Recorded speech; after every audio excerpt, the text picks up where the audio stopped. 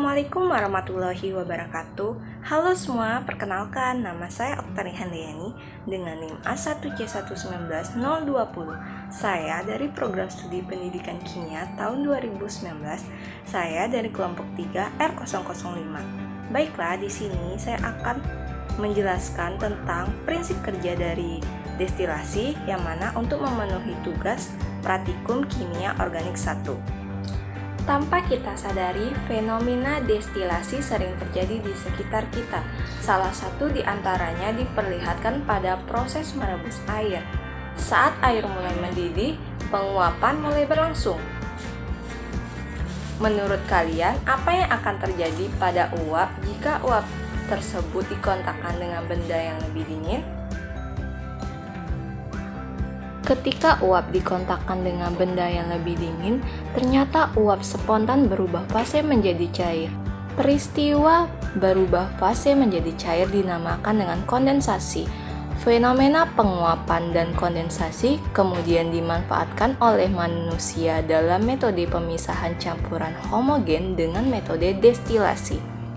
Bagaimana fenomena penguapan dan kondensasi dapat diterapkan dalam metode destilasi? Metode destilasi bekerja berdasarkan perbedaan titik didih pada zat-zat penyusunnya. Contohnya dalam penyublingan air laut. Pada larutan tersebut, air memiliki titik didih lebih rendah, menguap lebih dahulu daripada garam yang memiliki titik didih lebih tinggi, sehingga air mulai memisahkan diri dari larutan sampai suhunya mencapai titik didih larutannya.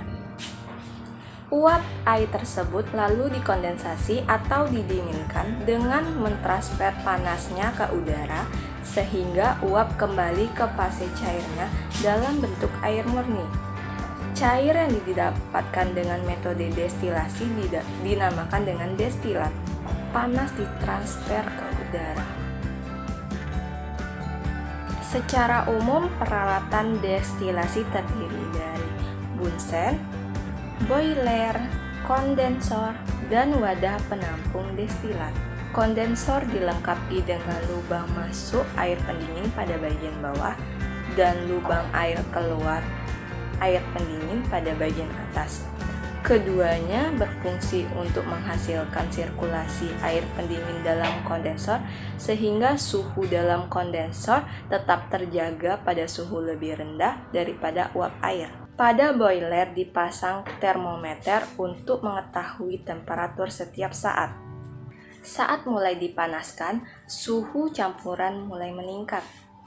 Zat yang memiliki titik didih lebih rendah menguap terlebih dahulu.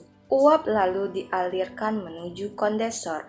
Di sini uap didinginkan oleh air pendingin agar mengembun menjadi titik-titik cairan. Karena mempunyai kemampuan menyerap panas lebih besar dengan udara, air digunakan sebagai medium pendingin sehingga uap lebih mengembun. Kemudian titik-titik tersebut ditampung di dalam wadah penampung. Apabila pemanasan terus dilakukan sampai seluruh air laut dalam boiler menguap, maka akan didapatkan dua komponen larutan yang benar-benar akan terpisah satu sama lain, yaitu garam dan air murni.